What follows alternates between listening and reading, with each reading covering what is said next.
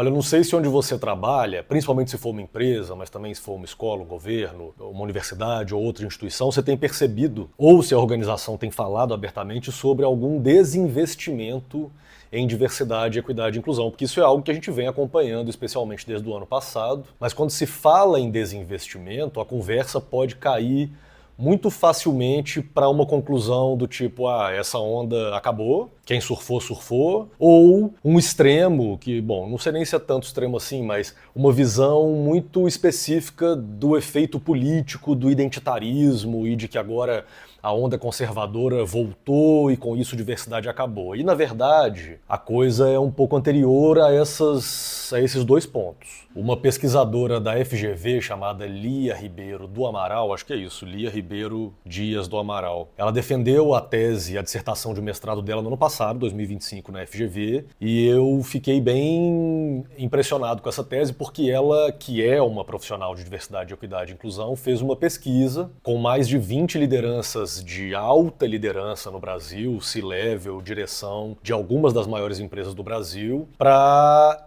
estudar de forma mais aprofundada a perspectiva do desinvestimento em diversidade. Ou seja, isso está acontecendo mesmo e se sim, por quê? O resultado dessa pesquisa é a dissertação Retrato Desbotado, que vou até colocar aqui no link da descrição para quem quiser ler e se aprofundar um pouco mais. E o que já era de se esperar, justamente porque diversidade e inclusão é um campo multidisciplinar, é que a resposta para esse desinvestimento recente em diversidade não está fixa numa causa única,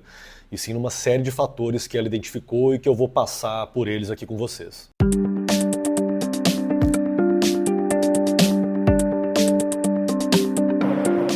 A primeira razão faz parte do jogo corporativo, da dinâmica empresarial capitalista, que é se adequar a determinadas demandas sociais ou movimentos num lugar de conformidade, de compliance com aos públicos que interagem com aquela empresa, notadamente consumidores e público interno inicialmente, mas numa perspectiva que até alguns diretores desta pesquisa feita pela Lia responderam a ela dizendo que, poxa, a gente entende que diversidade no começo era uma trend, era uma tendência, e a gente precisava se adaptar àquilo. Tem até alguns dados que mostram isso. O New York Times fez uma matéria ano passado, que é citada pela Lia nessa pesquisa, que traz um dado interessantíssimo da origem estadunidense da coisa. Quase 70% das empresas do S&P 500, que é aquele índice das bolsas de Nova York em que as 500 maiores empresas de capital aberto norte-americanas são listadas, 70% dessas, ou seja, mais ou menos 350, citavam diversidade, equidade e inclusão nos seus relatórios lá em 2021. E no ano passado, em 2025, esse número caiu para cerca de 150, menos da metade. Ou seja, quando o custo simbólico de deixar de lado a pauta de diversidade torna-se um risco menor do que o custo financeiro de manter essa pauta, claro que ela vira descartável. A segunda razão é financeira, mas não por uma questão de que falta orçamento. Essa pesquisa de mestrado mostra que diversidade e inclusão perdeu espaço porque não necessariamente consegue pensar indicadores que conversam com as metas típicas dos negócios, bônus trimestrais, retorno sobre o investimento, inclusive muitos desses diretores entrevistados disseram coisas do tipo, a crença nos resultados e nos indicadores de diversidade é muito mais baseada, de fato, em acreditar que aquilo é benéfico do que, de fato, aquilo ser metrificável em termos de retorno financeiro. E isso tem a ver com uma matéria que a Exame, agora aqui no Brasil, fez em janeiro de 2026, falando sobre o futuro da diversidade. Ela aponta que um paradoxo importante. 96% das empresas globais dizem que vão manter ou ampliar programas de diversidade, ou seja, o projeto continua lá, mas as verbas para esses projetos vão encolher. Então o ponto aqui, eu tenho visto muitas consultoras e consultores aqui no Brasil falar sobre isso, é que o problema não é que faltam métricas. Diversidade, equidade e inclusão, ou trabalhar a inclusão social, tem uma série de métricas e indicadores para medir se aquelas iniciativas estão tendo sucesso. Mas são indicadores que não necessariamente conversam com indicadores específicos financeiros, uma lógica financeira dominante no mundo empresarial que não fala a mesma língua, ou pelo menos a gente não está conseguindo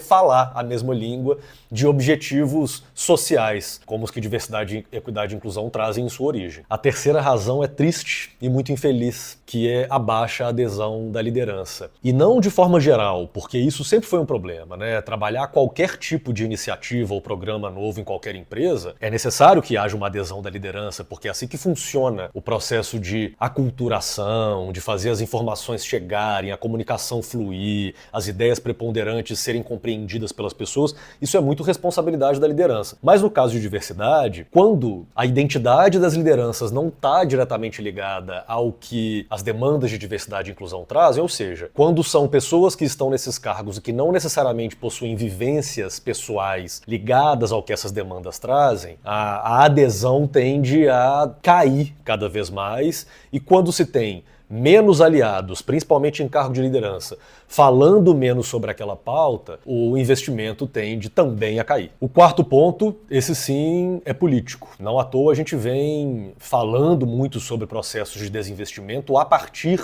do exemplo do Donald Trump nos Estados Unidos, que no início de 2025 determinou algumas ordens executivas contra a diversidade, equidade e inclusão. E essa dissertação mostra como que esse contexto mais conservador internacional em termos políticos acaba autorizando simbolicamente ou legitimando simbolicamente esses recuos e desinvestimentos, mesmo em países com um arcabouço legal e jurídico favorável à antidiscriminação, como é o caso do Brasil historicamente. O Estadão trouxe um dado importante sobre isso. 51% das empresas brasileiras já ajustaram as suas políticas de diversidade, equidade e inclusão no ano passado por pressões políticas, sociais ou reputacionais, segundo o relatório da Team Hub, ou seja, é inevitável que os movimentos sociopolíticos influenciem sim as tomadas de decisão organizacionais. Penúltimo ponto, identificado pela pesquisa, eu trouxe no último vídeo aqui do YouTube, é a chamada fadiga da diversidade. E não por uma perspectiva de que as pessoas cansaram de falar sobre esses temas, porque são temas que convivem conosco, né, na vida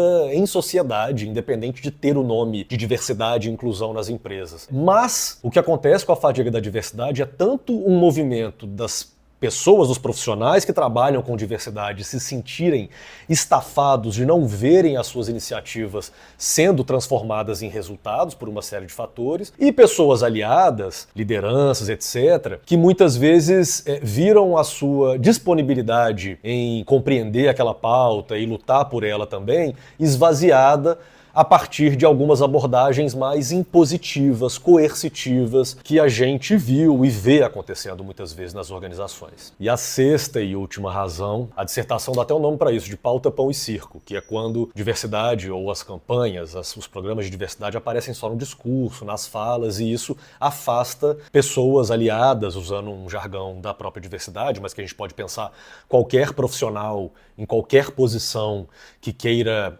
auxiliar, dar suporte às estratégias de diversidade, iniciativas de diversidade e inclusão. Só que esse efeito pode ser devastador, né? Porque quando você tem temas como esse sendo tratados só no discurso, essa credibilidade se perde, as pessoas que estão dispostas a ajudar se afastam, e isso ajuda a explicar, por exemplo, o que a Great Place to Work aqui no Brasil identificou em 2024, que diversidade, equidade e inclusão caiu da 7ª para a 11ª posição de prioridades da área de RH lá em 2024. Então, no fim, o que a gente está deixando de enxergar aqui? Essa pesquisa, esse trabalho, o Retrato Desbotado, do ano passado, nos mostra que esse desinvestimento não é um ataque frontal à diversidade. Na verdade, ele acontece como uma consequência de muitos anos tratando essa pauta como uma pauta adjunta, adicional, e não de fato integrada à estratégia daquelas empresas. Não é que as organizações estão abandonando a diversidade. Elas estão colhendo agora as sementes plantadas ao longo de muitos anos de tratar diversidade como um discurso, uma narrativa importante e bonita para salvar reputações ou relacionamento com stakeholders, e não como gestão. Trabalhar diversidade e inclusão é trabalhar gestão. E aí a pergunta que a gente tem que se fazer como profissionais de diversidade é observar as organizações que têm feito, explicitado desinvestimentos na área, o quanto que elas têm tratado isso como um novo ciclo que se inicia, uma nova fase sobre tratar a diversidade, quando na prática é o fim de um compromisso que nunca foi efetivamente compromisso, ou que nunca foi tratado de forma integrada à estratégia dos negócios. Meu convite a você, profissional de diversidade, ESG, direitos humanos, compliance, marketing, que trabalha com gestão da inclusão, é pensar a respeito dos resultados que essa pesquisa traz, por exemplo, para recalcular a rota, refazer as nossas próprias estratégias de abordagem, sejam dentro das empresas, sejam conosco. Profissionais que atuam, se formam, estudam processos de gestão da diversidade, mas que agora podem olhar para o que de fato está acontecendo dentro das organizações quando se pensa em recuos e desinvestimentos, não para continuar ou passar a apontar dedos em relação a essas decisões, mas compreender o porquê essas decisões são tomadas para que a gente consiga trazer mais pessoas para a compreensão de que inclusão social é um caminho inevitável se a gente quiser ter de fato organizações sustentáveis, sociedades sustentáveis e um planeta, no fim das contas, também sustentável.